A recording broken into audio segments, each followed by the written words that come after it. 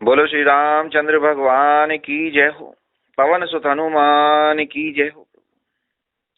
श्री तुलसीदास जी द्वारा रचित श्री रामचरितमानस के बालकांड के छठे दोहे से आगे सुने। जड़ चेतन गुण दोष में विश्व कीन करतार, संत हंस गुण गए पे परिहरि भारी विकार। विधाता ने इस जड़ चेतन विश्व को गुण दोष में रचा है, किंतु संत रूपी हंस दोष रूपी जल को छोड़ करके गुण रूपी दूध को ही ग्रहण करते हैं। अस विवेक जब देई विधाता, तब तजी दोष गुणई मनुराता। काल सुभाव करम बरियाई, भले प्रकृति बस चुकई भलाई। विधाता जब इस प्रकार का यानी कि हंस का सा विवेक दे देते हैं, तब दोषों को छोड़कर मन गुणों में अनुरक्त हो जाता है। काल स्वभाव और कर्म की प्रबलता से भले ही लोग यानी कि साधु भी माया के वश में होकर कभी कभी भलाई से चूक जाते हैं। सो सुधारी हरिजन जी मिले ही, दली दुख दोष विमल जसु देही। खलऊ करई बल पाई सुसंगु, मिटई न मलिन सुभाव अभंगु। भगवान के भक्त जैसे उस चूक को सुधार लेते हैं और दुख और दोषों को मिटाकर निर्मल यश देते हैं, वैसे ही दुष्ट भी कभी कभी उत्तम संग पाकर के भलाई करने लग जाते हैं, परंतु उनका कभी भंग न होने वाला मलिन स्वभाव नहीं मिट पाता है। लखी सुवेश जग वंचक जेऊ, बेश प्रताप पूजियई तेऊ। उदरई अंत न होई निबाहु, काल ने मिजिमी रावण राहु। और जो वेशधारी ठग हैं, उन्हें भी अच्छा साधु का सा वेश बनाए देख करके वेश के प्रताप से जगत पूजता है, परंतु एक न एक दिन वे चौड़े में आ ही जाते हैं और अंत तक उनका कपट नहीं निपटा है, जैसे काल नेमी रावण और राहु का हाल हुआ है। किए हूँ को बेस साधु सन्मानो, जिमि जग जामवंत हनुमानु। हानि कुसंग सुसंगति लाहू, लोकों वेद विदित सब काहू। और बुरा वेश बना लेने पर भी साधु का तो सम्मान ही होता है, जैसे जगत में जामवन और हनुमान जी का हुआ है। बुरे संग से हानि और अच्छे संग से लाभ होता है, यह बात लोक और वेद में है और सभी लोग इसको जानते हैं। गगन चढ़ई रज पवन प्रसंगा, कीचई मिलई नीच जल संगा। साधु असाधु सदन सुख सारी, सुमिरई राम देहि गनिगारी। पवन के संग से धूल आकाश पर चढ़ जाती है और वही नीच नीचे की ओर बहने वाले जल के संग से कीचड़ में मिल जाती है। साधु के घर के तोता मैना तो राम राम सुमिरते हैं, और असाधु के घर के तोता मैना गिन गिन कर गालियां देते हैं। धूम कुसंगति कारिक होई, लिखिए पुराण मंजू मसी सोई। सोई जल अनल अनिल संघाता, होई जलद जग जीवन दाता। कुसंग के कारण धुआं कालिक कहलाता है, और वही धुआं सुसंग से सुंदर स्याही होकर के पुराण लिखने के काम में आता है, और वही धुआं जल अग्नि और पवन के संग से बादल होकर के जगत को जीवन देने वाला बन जाता है। ग्रह भेषज जल पवन पट, पाई कुजोग सुजोग। कोई कुवस्तु सुवस्तु जग, लखही सुलक्षण लोग। ग्रह, औषधि, जल, वायु और वस्त्र, ये सब भी कुसंग और सुसंग पाकर संसार में बुरे और भले पदार्थ हो जाते हैं। चतुर एवं विचारशील पुरुष ही इस बात को जान पाते हैं। सम प्रकाश तम पाख दुहूं, नाम भेद विधि की। शशि शोषक पोषक समुझी, जग जस अप जस दीन। महीने के दोनों पखवाड़ों में उजियाला और अंधेरा समान ही रहता है, परंतु विधाता ने इनके नाम में भेद कर दिया है। एक का नाम तो शुक्ल रख दिया है और दूसरे का नाम कृष्ण रख दिया है। एक को तो चंद्रमा का बढ़ाने वाला और दूसरे को उसका घटाने वाला समझकर जगत ने एक को सुयश और दूसरे को अपयश दे दिया है। जड़ चेतन जग जीव जत, सकल राम में जान। बंधु सबके पद कमल, सदा जोरी जुगपान। जगत में जितने जड़ और चेतन जीव हैं, सबको राम में जान करके मैं उन सब के चरण कमलों की सदा दोनों हाथ जोड़ करके वंदना करता हूँ। देव धनुज नर नाग खग, प्रेत पितर गंधर्व। बंदों किन्नर रजनीचर, कृपा करो अब सर्व। देवता, दैत्य, मनुष्य, नाग, पक्षी, प्रेत, पितर, गंधर्व, किन्नर और निशाचर सभी को मैं प्रणाम करता हूँ। अब सभी मुझ पर कृपा करें। आकर 4,84,00,000 जाति जीव जल थल नभवासी। सिये राम मैं सब जग जानी, करऊं प्रणाम जोरी जुगबानी। 84 लाख योनियों में 4 प्रकार के स्वेदज, अंडज, उद्भिज, जरायुज जीव जल, पृथ्वी और आकाश में रहते हैं। उन सबसे भरे हुए इस सारे जगत को श्री सीता राम में जान करके मैं दोनों हाथ जोड़ करके प्रणाम करता हूँ। जानी कृपा कर किंकर मोहू, सब मिल करहु छाड़ी चल चोहू। निज बुद्धि भल भरोस मोहि नाही, ताते बिनय करहु सब पाही। मुझको अपना दास जान करके कृपा की खान आप सब लोग मिलकर के छल छोड़ करके कृपा कीजिए। मुझे अपने बुद्धि बल का भरोसा नहीं है, इसीलिए मैं सबसे विनती कर रहा हूँ। करन चयऊं रघुपति गुण गाहा, लघुमति मोर चरित अवगाहा। सूझने कऊ अंग उपाऊ, मनमति रंक मनोरथ गाऊ। मैं श्री रघुनाथ जी के गुणों का वर्णन करना चाहता हूँ, परंतु मेरी बुद्धि छोटी है और श्री राम जी का चरित्र अथाह है। इसके लिए मुझे उपाय का एक भी अंग अर्थात कुछ लेश मात्र भी उपाय नहीं सूझता है। मेरे मन और बुद्धि कंगाल है, किंतु मनोरथ राजाओं वाला है। मति अति नीची ऊंची रुचि आछी, चाहिए अमिये जग जुरई न छाछी। छमियई सज्जन मोर डिठाई, सुनियई बाल बचन मन लाई। मेरी बुद्धि तो अत्यंत नीची है और चाह बड़ी ऊंची है। चाह तो अमृत पाने की है, पर जगत में मेरे से जुड़ती छाछ भी नहीं है। सज्जन मेरी डिटाई को क्षमा करेंगे और मेरे बाल वचनों को मन लगा करके प्रेम पूर्वक सुनेंगे। जो बालक कहे तो तरी बाता, सुनई मुदित मन पीतु अरु माता। हसियई कूर कुटिल कुविचारी, जे पर दूषण भूषण धारी।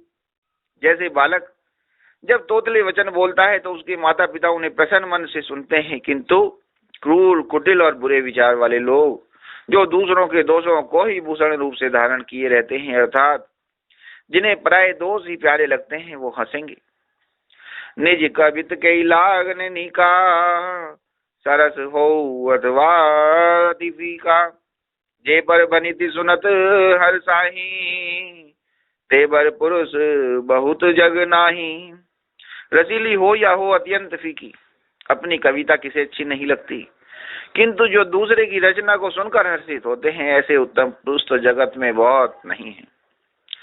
जग बहु नर सर सरी सम भाई, जे निज बाड़ी बढ़ई जल पाई। सज्जन सकृत सिंधु सम कोई, देखी पूर्व विदुबाड़ई जोई। हे भाई, जगत में तालाबों और नदियों के समान मनुष्य ही अधिक हैं, जो जल पाकर के अपनी ही बाढ़ से बढ़ा करते हैं, अर्थात अपनी ही उन्नति से प्रसन्न होते हैं। समुद्र सा तो कोई एक बिरला ही सज्जन होता है, जो चंद्रमा को पूर्ण देखकर दूसरों का उत्कर्ष देखकर उमड़ पड़ता है। भाग छोट अभिलाष बड़, करऊं एक विश्वास, पे हई सुख सुनि सुजन सब, खल करी हई उपहास। मेरा भाग्य तो छोटा है और इच्छा बहुत बड़ी है, परंतु मुझे एक विश्वास है कि इसे सुनकर सज्जन सभी सुख पावेंगे और दुष्ट हंसी उड़ावेंगे। बोलो श्री रामचंद्र भगवान की जय हो, पवन सुत हनुमान की जय हो।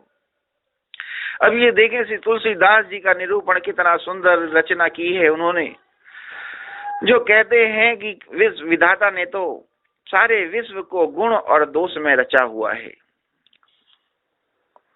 वो तो उन्होंने तो विश्व ऐसा रचा है जो गुण और दोषों से दोनों से भरा पड़ा हुआ है।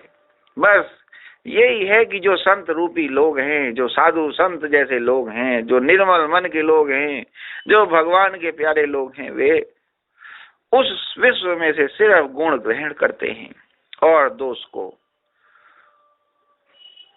दोष की तरफ वो ध्यान ही नहीं देते हैं। और विधाता जब इस प्रकार का यानी कि हंस का सा विवेक दे देते हैं तो वो उन पुरुषों का, उन इंसानों का मन खुद ब खुद ही दोषों को छोड़ करके गुणों में अनुरक्त हो जाता है। यही विधाता की कृपा है कि जब विधाता उन्हें हंस का सा विवेक दे देते हैं तो उनमें ये शक्ति आ जाती है, उनमें ये इच्छा आ जाती है, उनमें ये भावना आ जाती है कि वे दोषों को छोड़ करके सिर्फ गुणों को ही ग्रहण किया करते हैं।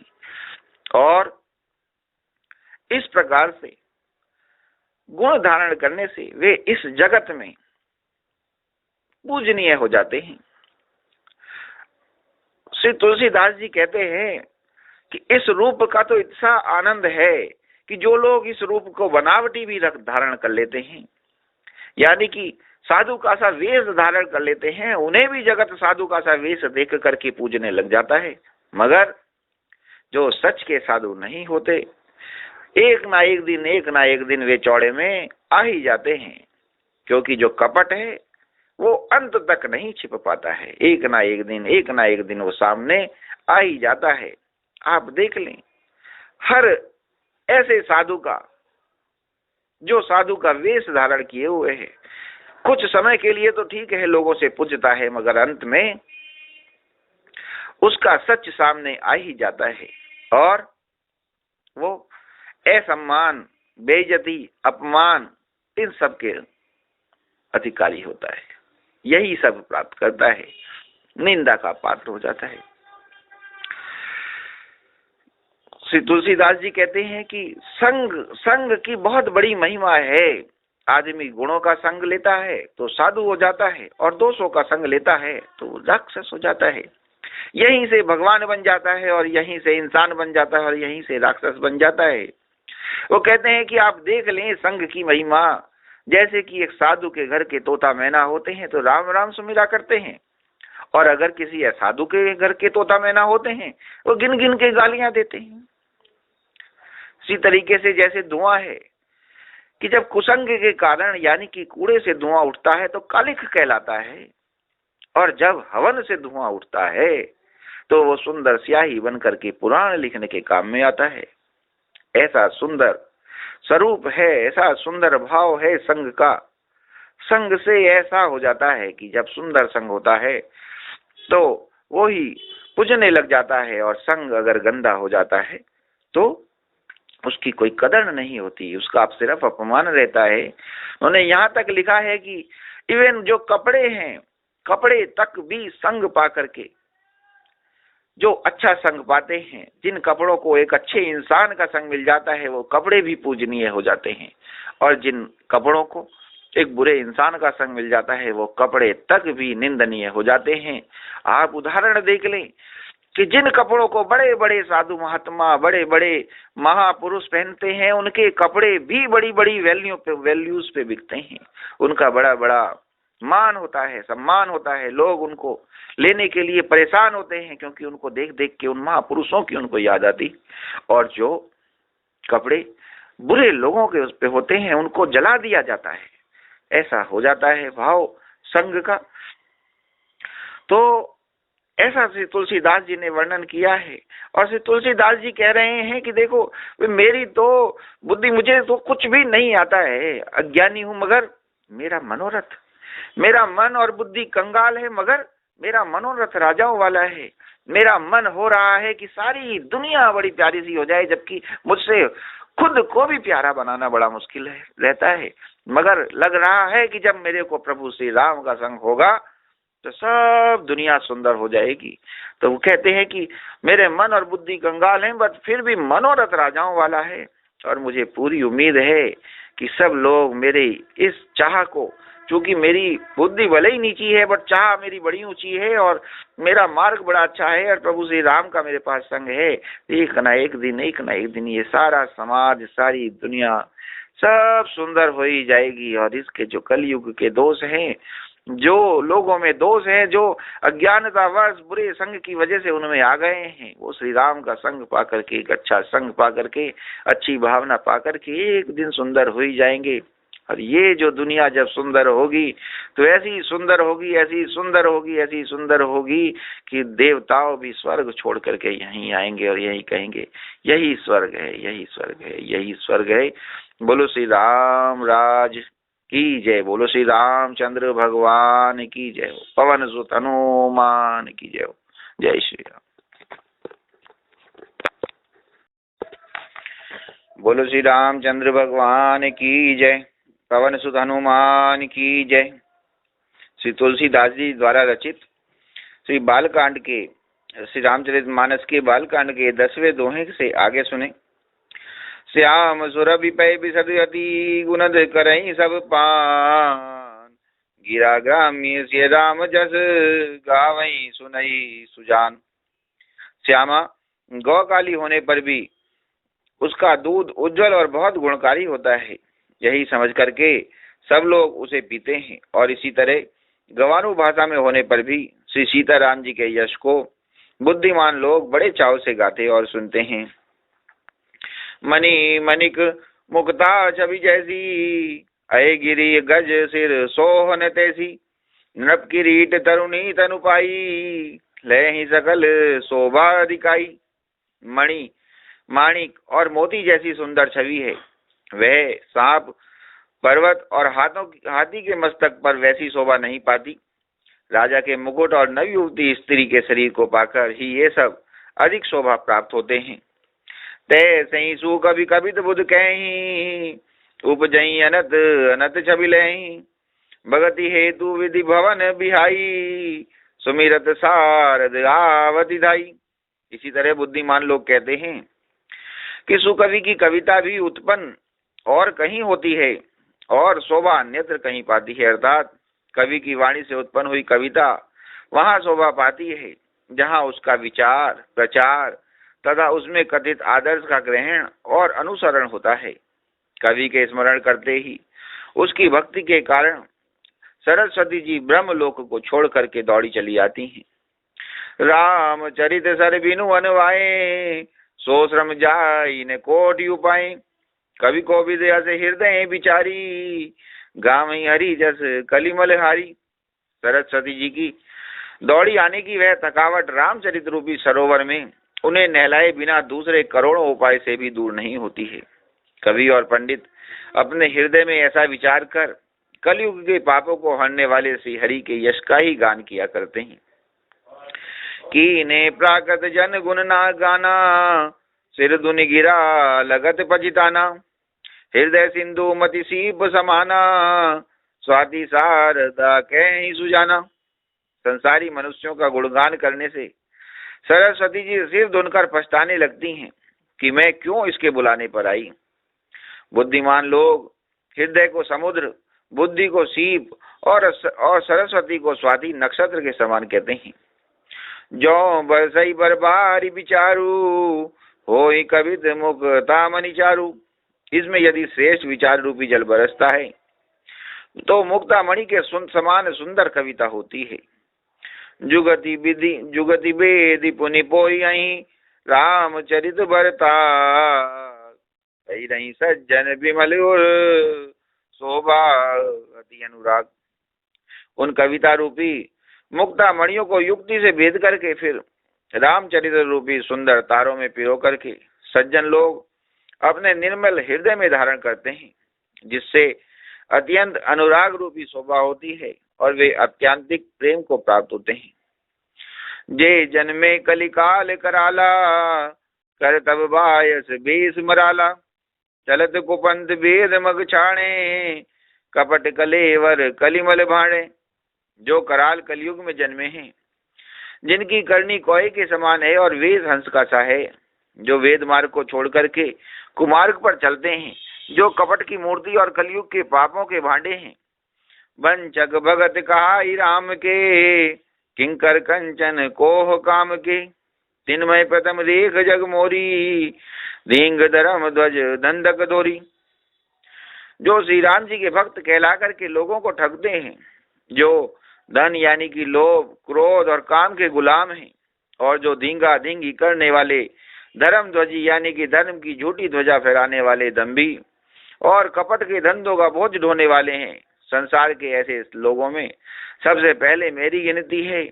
जो अपने अवगुण सब कहूं, बाड़ी कथा पार नहीं लेहूं, ताते में यदि अलप बखाने, थोड़े मऊ जानी हई सयाने। यदि मैं अपने सब गुणों अवगुणों को कहने लगूं तो कथा बहुत बढ़ जाएगी और मैं पार नहीं पाऊंगा। इससे मैंने बहुत ही अपने कम अवगुणों को वर्णन किया है। बुद्धिमान लोग थोड़े में ही समझ लेंगे। समुझी विविध विधि बिनती मोरी, कऊ ने कथा सुनि दे ही खोरी। एते ऊपर करी हई जे असंका, मोहते अधिक ते जड़मति रंका। मेरी अनेकों प्रकार की विनती को समझकर कोई भी इस कथा को सुनकर दोष नहीं देगा। इतने पर भी जो भी शंका करेंगे वे तो मुझसे भी अधिक मूर्ख और बुद्धि के कंगाल हैं। कभी ने हो नहीं चतुर कहावऊं, मति अनुरूप राम गुण गावऊं। कहीं रघुपति के चरित्र अपारा, कहीं मति मोर निरत संसारा। मैं ना तो कवि हूँ ना चतुर कहलाता हूँ, अपनी बुद्धि के अनुसार श्री राम जी के गुण गाता हूँ। कहा तो श्री रघुनाथ जी के पार चरित्र और कहा संसार में आसक्त मेरी बुद्धि। जय मारुत गिर में रूढ़ाई, कयऊ तूल कई लेखे माही। समुझत अमित राम प्रभुताई, करत कथा मन अति कदराई। जिस हवा से सुमेरु जैसे पहाड़ उड़ जाते हैं, कहिए तो उसके सामने रुई किस गिनती में है। श्री राम जी की असीम प्रभुता को समझकर कथा रचने में मेरा मन बहुत हिचकता है। सारद शेष महेश विधि, आगम निगम पुराण। नेति नेति कई जासु गुण, करई निरंतर ज्ञान। सरस्वती जी, शेष जी, शिव जी, ब्रह्मा जी, शास्त्र, वेद और पुराण ये सब नेति नेति कहकर पार नहीं पाकर ऐसा नहीं कहते हुए सदा जिनका गुणगान किया करते हैं। सब जानत प्रभु प्रभुता सोई, तदपि कहे बिनु रहा न कोई। ता वेद यस कारण राखा, भजन प्रभाव भांति बहुभाषा। यद्यपि प्रभु श्री रामचंद्र जी की प्रभुता सब ऐसी अकथनीय ही जानते हैं, तो भी कहे बिना कोई नहीं रहा। इसमें वेद ने ऐसा कारण बताया है कि भजन का प्रभाव बहुत तरह से कहा गया है, अर्थात भगवान की महिमा का पूरा वर्णन तो कोई कर नहीं सकता, परंतु जिससे जितना बन पड़े उतना भगवान का गुणगान करना चाहिए, क्योंकि भगवान के गुणगान रूपी भजन का प्रभाव बहुत ही अनोखा है। उसका नाना प्रकार से शास्त्रों में वर्णन है और थोड़ा सा भी भगवान का भजन मनुष्य को सहज ही भवसागर से तार देता है। बोलो श्री रामचंद्र भगवान की जय हो, पवन सुत हनुमान की जय। कितना सुंदर रचना की है तुलसीदास जी ने। वो कहते हैं कि जो मणि, माणिक और मोती जैसी सुंदर चीजें भी हैं, वो सब भी तभी शोभा पाती हैं जब अच्छी जगह पे लगती हैं। जैसे माणिक, मोती, मणि आदि एक हाथी के सिर पे लगे तो इतनी शोभा नहीं देती हैं, जब वे एक राजा के मुकुट पे लगती हैं तो जितनी तब शोभा देती हैं। इसी प्रकार से कविता का है। जो कविताएं हैं, जो गुणगान हैं, जो चरित्र की कथाएं हैं, वो भी तभी शोभा देती हैं जब उनमें भगवान का वास हो जाता है, जब उसमें सुंदर सुंदर वास हो जाता है, एक अच्छे भाव का वास हो जाता है, श्री राम चरित्रों का वास हो जाता है।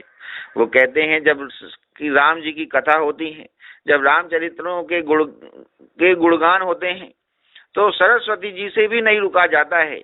वो भी ब्रह्मलोक को छोड़ करके दौड़े चली जाती हैं।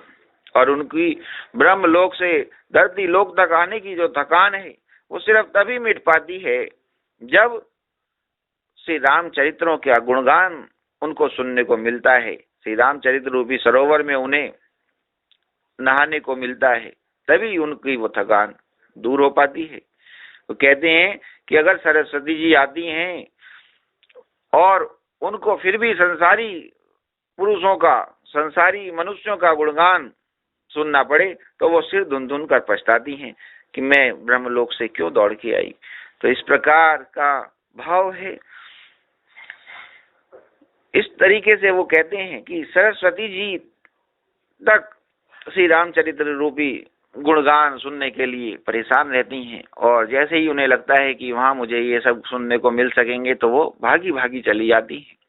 और जहां पर माता सरस्वती जी खुद विराजमान हो जाएं, वहां का रूप ही सुंदर ना हो जाएगा, वहां सब कुछ बदल ना जाएगा। इस प्रकार से सुंदरता आ जाती है। इस प्रकार से जहाँ राम कथा होती है, जहाँ रामचरित्रों का गुणगान होता है, वहां के वातावरण में मधुरता, सौम्यता, विनम्रता, सुशीलता आ जाती है, क्योंकि वहां सरस्वती जी का वास होता है।